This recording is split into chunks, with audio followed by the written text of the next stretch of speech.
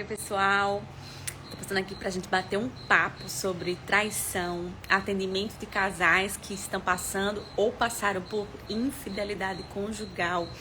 A gente sabe que, infelizmente, isso é um problema muito recorrente entre casais. Então, a gente sempre está recebendo casais que passaram por traição, casais que passaram por infidelidade conjugal. Tem muitos que decidem separar, que decidem manter essa vida aí de forma separadas. Mas tem muito casal que decide permanecer junto após a traição. E qual é o detalhe? É que isso não é uma coisa tão simples do ponto de vista pessoal, do ponto de vista relacional, do ponto de vista clínico. Então, a gente precisa entender muito bem as implicações da traição no relacionamento, na saúde mental, na saúde física, né? E a primeira coisa que a gente precisa entender é que o casal que passou por infidelidade conjugal, ele precisa sim focar no manejo da infidelidade, né? Ali no perdão, no processamento de como que vai ser essa reconquista de confiança. Daqui a pouco a gente vai chegar nisso aqui. Mas, para além disso, a gente precisa compreender que existem problemas maiores. Muitas vezes a traição acaba sendo um sintoma do relacionamento que não já vai bem, né? Acaba sendo um sintoma, um comportamento desadaptativo, já de um relacionamento que está num ciclo negativo, que está em muitas crises, que está com muitos problemas, às vezes sim, às vezes não. E ainda que isso não seja um problema específico do relacionamento, pode ser algo que o indivíduo precisa trabalhar dentro dele. Porque enquanto técnicos, nós que somos profissionais e atendemos casais de forma profissional, a gente tem essa visão científica, a gente não olha para o traidor como um mau caráter, como uma pessoa que é ruim, como uma pessoa que fez porque quis. Claro que isso não é um comportamento saudável, isso não é legal, tá? Isso prejudica demais o relacionamento e pode acabar o relacionamento. Só que a escolha de acabar o relacionamento não é do profissional, é do casal. É do casal, eles que decidem o rumo do relacionamento. O psicólogo, o terapeuta, ele tá ali como um facilitador do processo. Tem uma frase entre terapeutas de casais que é fantástica, que diz assim, que o casal é o especialista. Não é o psicólogo, não é o terapeuta, é o casal que é o especialista. Eles que sabem o que eles estão passando no dia a dia do relacionamento deles. Eles que estão dia a dia lidando com os problemas, eles que estão fazendo as escolhas. Então, a vida é deles, a decisão é deles. E o psicólogo, o terapeuta, ele tá ali para quê? Para conduzir esse casal nas necessidades. O que é que eles precisam? Então, a gente vai entender ali. Quando tem uma traição especificamente, uma infidelidade conjugal, quer seja somente emocional, quer tenha tido contato físico ali com outra pessoa, relacionamento íntimo com outra pessoa, fica mais fácil detectar que houve uma ferida de apego, não é verdade? A gente já olha para aquela situação e a gente já entende. O que é uma ferida de apego? É aquela situação em que uma pessoa traiu a confiança da outra de forma muito profunda e houve uma mágoa de forma muito profunda, de forma que a gente não consegue mais confiar da mesma forma. O relacionamento muda. Então, enquanto profissional que atende casal, quando a gente recebe um casal que passou por ferida de apego, a gente vai notar que, por exemplo, quando a gente está na terapia normal com o casal, a terapia não anda, a terapia não evolui, o casal não consegue se conectar, tem muita resistência.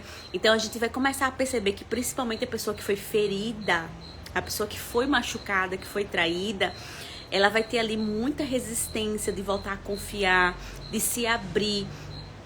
A ferida de apego, gente, não é só traição, tá? Mas a traição é ferida de apego. Vou repetir para não ficar confuso. Ferida de apego pode ser qualquer evento que eu confiei no outro e o outro me deixou na mão, me magoou, não me correspondeu.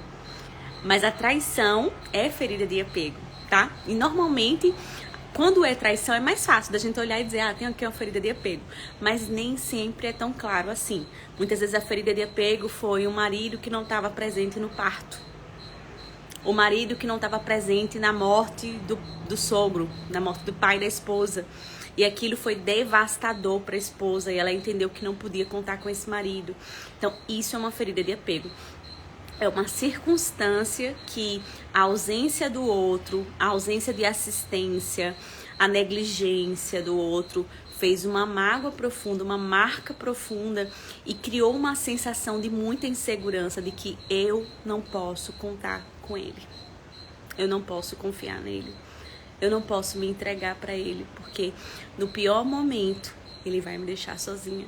No pior momento ele vai me trair, ele vai me abandonar, ele vai mentir para mim. Então, é essa sensação que a ferida de apego traz pro relacionamento. E, gente, quem estuda comigo, eu trabalho muito teoria do apego com os meus alunos de mentoria para atendimento de casais. A gente sabe que as questões de apego são interpretadas pelo nosso cérebro, pelo nosso corpo, como questões de vida ou morte. Então, quando a gente olha para um relacionamento, quando a gente olha para as questões de amor, às vezes a gente não entende por que é que a pessoa fica tão desregulada, por que que a pessoa grita tanto, por que que a pessoa chora tanto, por que é que dá tanto problema, porque o nosso cérebro e o nosso corpo interpretam questões de apego como questões de vida ou morte. O nosso sistema límbico é ativado, o nosso sistema simpático é ativado. E a gente vai ter todas as reações fisiológicas, emocionais, cognitivas, tá? Como resposta a essas situações. Então, relacionamento é uma questão de sobrevivência para o nosso sistema biológico, tá bom? Gravem esse dado. Relacionamento é uma questão de sobrevivência para o nosso sistema biológico.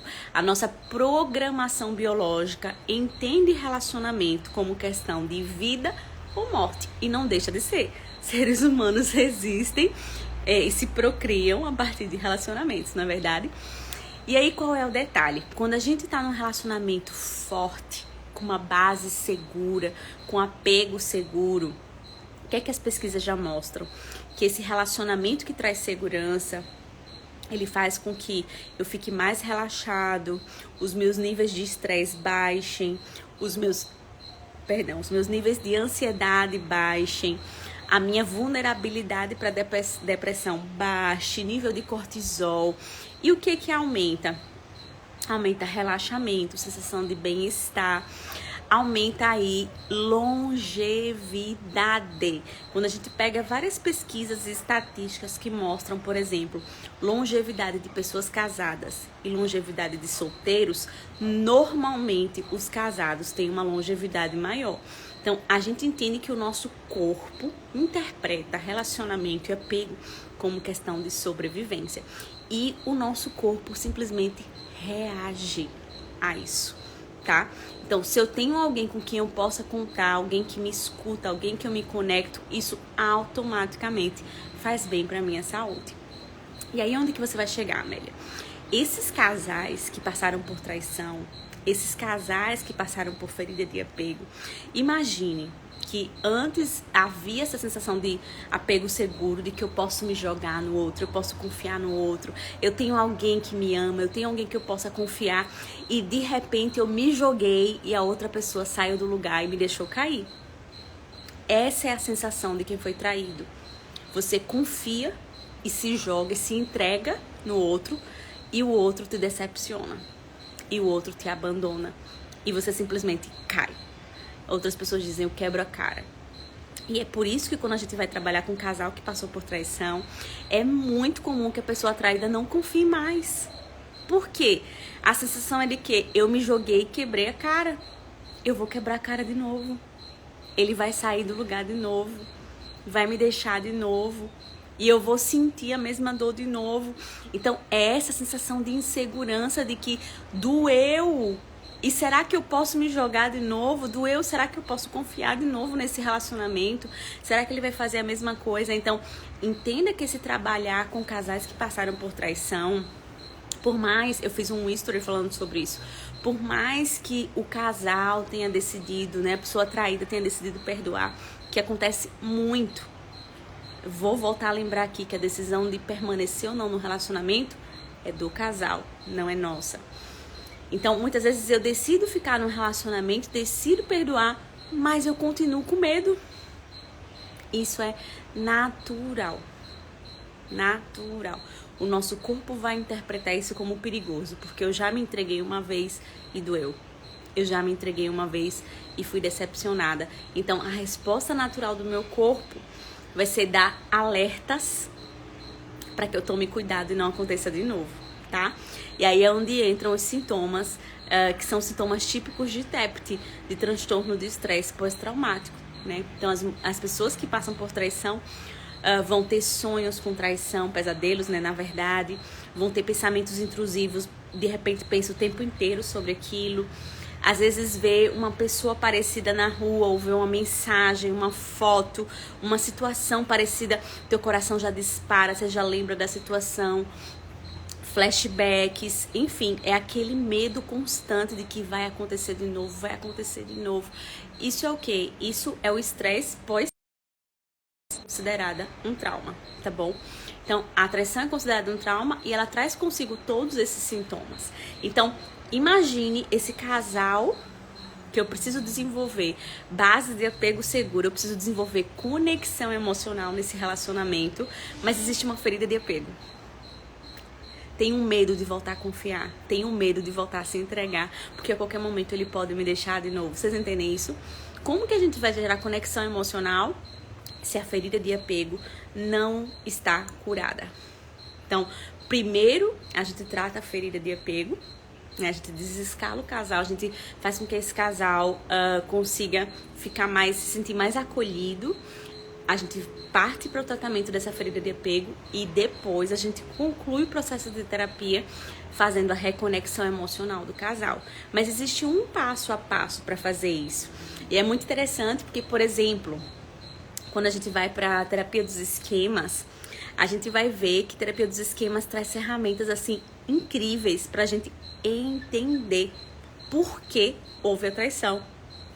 Para a gente entender quais são as necessidades emocionais que estão envolvidas ali. Por que esse marido fez isso? Por que essa esposa fez isso? Então, é muito interessante porque a gente consegue aprofundar, entender personalidade, entender comportamento, entender ali aquilo que a gente chama de modos esquemáticos, né? E tanto o TCC, terapia dos esquemas, como apego, que são fundamentais para a gente compreender esse processo de manejo da infidelidade conjugal na psicoterapia com casais. E, gente, de uma forma geral, se você trabalha com casais, e aqui eu falo, né, eu sei que tem líderes que me seguem, conselheiros, pastores de casais, líderes de células de casais, vocês estão aconselhando casais diariamente, semanalmente, vocês recebem muitas situações assim. E vocês precisam entender. Quantas vezes a gente recebe um casal que passou por traição e a gente chega pra pessoa traída e diz, esquece. Você pode até aconselhar, esquece, deixa pra trás. Mas tu não tá entendendo como é o funcionamento biológico, tu não tá entendendo como é o funcionamento psicológico. Tu não tá entendendo quais são os sintomas disso, como ajudar esse casal a processar o perdão, entende? Então, muitas vezes, só a boa vontade não vai te ajudar a resgatar aquele relacionamento que está tão sofrido. Então, quando você conhece ali os mecanismos, quando você consegue entender como é que funciona isso, fica muito mais fácil de ajudar esse casal. E para quem é profissional, que é terapeuta, psicoterapeuta, psicólogo, né, que trabalha com casal no atendimento profissional, gente, isso aqui é básico. A gente precisa, tem a obrigação de saber, porque as pessoas estão pagando a gente pra gente cuidar dessas situações, pra gente ajudar os casais nessas situações. Então a gente realmente precisa ter conhecimento, a gente precisa ter conhecimento das técnicas, manejo clínico, a gente precisa conhecer as pesquisas, a gente precisa ter propriedade para ajudar esses casais, tá bom? Então eu quero que vocês pensem sobre isso. Atender casal, eu amo. E eu amo ver o resultado. Quando eu tô atendendo os casais, muitas vezes eu recebo casais que chegaram traídos, casais que chegaram, que estão ali em crise terrível, brigando muito, com muitos conflitos. E eu vejo o final da sessão, o resultado deles assim se conectando, transformando o relacionamento. É maravilhoso. Mas a gente precisa entender como funciona, o que fazer, como fazer. Isso é essencial. Não adianta atender de qualquer jeito, tá bom? E aí, gente, nesse próximo sábado agora, a gente vai ter um workshop específico de aprofundamento sobre manejo da traição na terapia de casal. Então, vão ser 4 horas de treinamento específicas só para profissionais. Aí entra psicólogos, terapeutas, conselheiros de casais, líderes de casais, para pessoas que trabalham com casais, tá bom? É direcionado para quem trabalha com casais.